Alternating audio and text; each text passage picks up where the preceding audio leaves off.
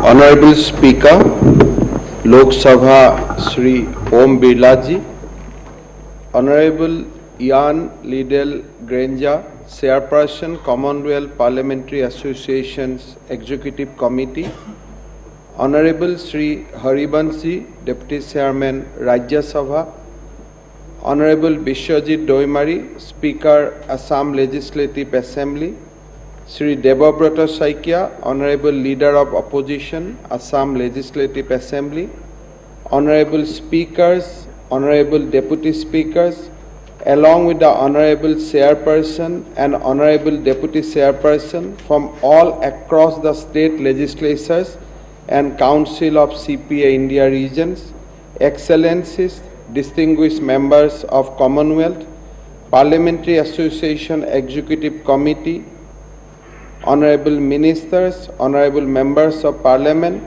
Honorable Members of Assam Legislative Assembly, ladies and gentlemen. Assam विधानसभा के 8 दशकों के लंबे इतिहास में आज एक ऐतिहासिक दिन है। ये सम्मानीय सदन भारत में पहली बार हो रहे राष्ट्रमंडल संसदीय संघ के मध्य वर्ष कार्यकारी समिति के बैठक की सफलतापूर्वक मेजबानी कर रहा है। साथ ही इस सदन ने आज सीपीए भारत क्षेत्र के एक ऐतिहासिक सम्मेलन का साक्षी होने का भी सौभाग्य प्राप्त किया है। मैं लोकसभा के माननीय अध्यक्ष श्री ओम बिरला जी को धन्यवाद देता हूं कि उन्होंने इस ऐतिहासिक कार्यक्रम की मेजबानी करने के लिए असम को ये अवसर दिया। ये हमारी लोकतांत्रिक प्रथाओं और प्रणालियों को आगे बढ़ाने के मुद्दे पर विचार विमर्श करने के लिए एक प्रबल मंच है। While I rise before this august gathering to speak a few words, I fondly recall what Honorable Prime Minister Shri Narendra Modi ji has said in the event of foundation laying ceremony of the new Parliament building as part of the Central Vista project at the National Capital on 10 December 2020. He said, and I quote, "Democracy is a way of life in India. The laws made in the Parliament, the deliberation that take place are building blocks of our democracy." Honorable Prime Minister rightly pointed out the depth of democratic values in our society and how they are an integral part of our civilization ethos. The democratic tradition of our great nation has a long and serious past. Having said that, it is pertinent to mention that the principle of democracy in India was originated from the Vedas. To make democracy a guiding force in polity, the ancient Indians called the terms Sabha and Samiti, which represented two democratic institutions of our bygone era. Both these institutions found mention in the Rig Veda and Atharva Veda. In these institutions, decisions were made after discussion with the king, ministers, and scholars at that time. This shows how politics at the time revolved around the democratic principle.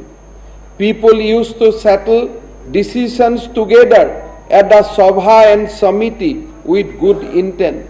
To arrive at a decision, people of different ideologies were divided into various groups and decisions were taken after mutual consultation.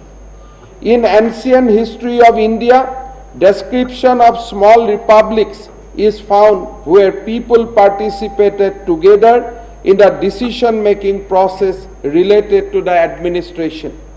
The republic were defined as a democratic system in ancient India. The Atreyi Brahmins, Ashtadhyaya of Panini, inscription of Mahabharata and Ashoka pillars, the historical writings of contemporary historians, Buddhists and Jain texts, and in the Manusmriti, various historical evidence are found to that effect. In Mahabharata, we find mention of a gathering of common people which they call Jana Sadan in the Santi Parv. This Sadan was also known as Parliament, which documented the decision between Bhishma and Yudhishthira on various aspects of governance, including the benefits of Janpada, which were small kingdoms and which were nothing but a republic form of government. The Bhishma Parva of Mahabharata mention about 230 Janapadas. The Janapada that existed between 1500 BC to the 6th century BC was the highest political unit in ancient India. Though usually monarchical in nature, some of them followed a republic form of government. The Sabha Parva of Mahabharata also provide evidence of the republican form of polity where the constitutional practice of republicanism existed.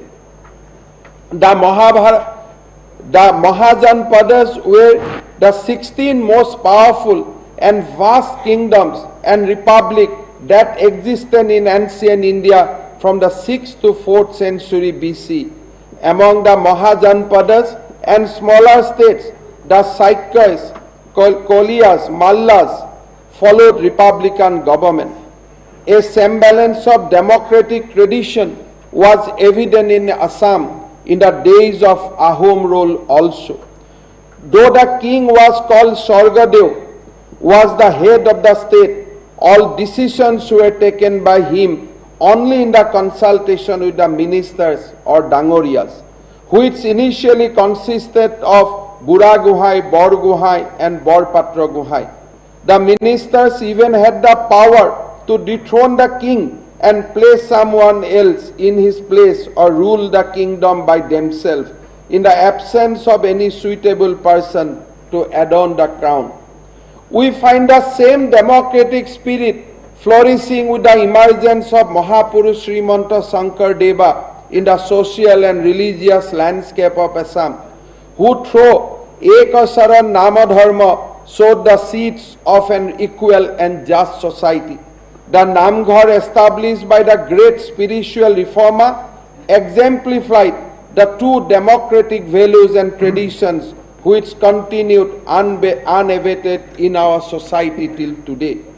I feel immensely proud that CPA Assam State Branch and Assam Legislative Assembly has got the remarkable opportunity to host the 8th Commonwealth Parliamentary Association India Region Conference, which is being participated by Honorable Speaker and Deputy Speaker of Legislative Assembly, Chairman and Deputy Chairman of the Legislative Council of our country. The citadel of democracy where we are sitting today with its glorious history over the years has unceasingly raised the voice of the voiceless, stood with the weakest among the weak, and debated all important issues with zeal and zest, and steered the state through thick and thin. In the parliamentary democratic setup, Assam Legislative Assembly has a rich history and long tradition. After annexation of Assam to British India, the British government made Assam a separate chief commissioner's provinces on February 6, 1874. However, Assam got its first legislative council on April 1, 1912. The British government elevated Assam to a governor's province under the provision of Government of India Act on December 23, 1919, and provide for a reform and enlarged Assam Legislative Council, which came into effect from April 1, 1921. A broad-based bicameral legislatures comprising a legislative council and a legislative assembly were provided for Assam under the Government of India Act 1935. The first elected government in Assam was sworn in on April 1, 1937, and the newly elected Assam Legislative Assembly first met at the state capital Shillong on April 7, 1937. The elected representative of Assam of this assembly included members from the present-day state of Assam, Meghalaya, Mizoram, Nagaland, and also from Sylhet, which is now part of Bangladesh. This bicameral legislature was abolished on 15 August 1947, and since then Assam Legislative Assembly is having a unicameral status. In the years that followed, Assam was truncated to several smaller states. After the formation of Meghalaya, Shillong became the joint capital of both Assam and Meghalaya. In 1972, the government of Assam decided to shift the capital to Dispur. The first session of Assam Legislative Assembly was held in this provisional capital of Dispur on 16 March 1973, and since then proceeding of Assam Legislative Assembly have continued here only. During the last 8 decades, Assam Legislative Assembly has witnessed many historic debates with several great personalities adorning this temple of democracy. Amongst the luminaries, the name of Bharat Ratna Lokapriya Gopinath Bordoloi, who was the first premier of Assam, always stands apart. A great statesman, Bordoloi fought untiringly from this assembly to save Assam from merging with East Pakistan during the partition of India, while at the same time working as an activist for protecting the rights and fulfilling the aspiration of our people. Another stalwart that this assembly saw was Sri Gauri Shankar Bhattacharya, who during his 26th year long stint in this assembly remained committed to serving the voiceless, the poor, and economically deprived. This assembly was also witness to a rare confluence of 3 cultural doyens of Assam in the year 1967, where the music maestro Bharat Ratna Dr. Bhupen Hazarika, cultural icon Vishnu Prasad Rava, and Lakshadhar Chaudhary was elected to this house. Political stalwarts like Vishnuram Medhi, Bhimbor Deuri, Rupnath Brahma, Pushpalata Das, former President of India Fakhruddin Ali Ahmed, Bimala Prasad Soliha, Mahendra Mohan Chaudhary, Devakanta Borua, Sharat Chandra Sinha, Hiteshwar Soikia, Torun Gogoi, and several other legendary politicians adorned the floor of this assembly during the course of its journey spanning over 8 decades.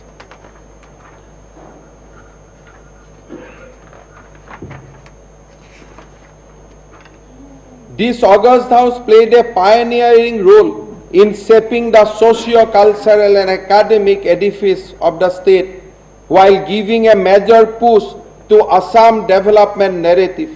In the establishment of Guwahati High Court, the first university of Assam, Guwahati University, and setting up the first oil refinery in Assam are few of the many landmark steps that this august house has taken over the years.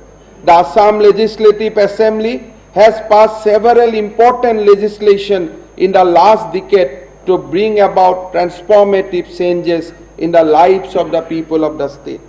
This year, Assam Legislative Assembly is celebrating the 85th year of its foundation. Considering the present day needs and to cope up with changing time, the Assam government took the landmark initiative to construct a state-of-the-art assembly building with all modern facilities of e-Vidhan Sabha, modern offices, complexes for speaker, ministers, meeting room for the ruling party, opposition party, state-of-the-art central hall, modern office complex along with the state-of-the-art conference room for all committees with modern audio-video system, video conferencing facilities, etc. will adorn the new assembly building. Its construction is expected to be completed by 31st December 2022. मैं बहुत ही विनम्रता पूर्वक लोकसभा का माननीय अध्यक्ष श्री ओम बिरला जी को अभी से ही आमंत्रित करता हूं कि आप हमारा बीच दोबारा आइए और हमारा नया विधानसभा को उद्घाटन कीजिए। आज के इस ऐतिहासिक अवसर पर मुझे ये कहते हुए बहुत गर्व महसूस हो रहा है कि पिछले 2 दशकों के अधिक समय से इस सम्मानीय संस्थान का साथ मैं हिस्सा हूं। अपने लंबी सक्रिय राजनीतिक जीवन में मैं समझता हूं कि आधुनिक लोकतंत्र में लोग चुने हुए प्रतिनिधियों से बहुत ही उम्मीद रखते हैं।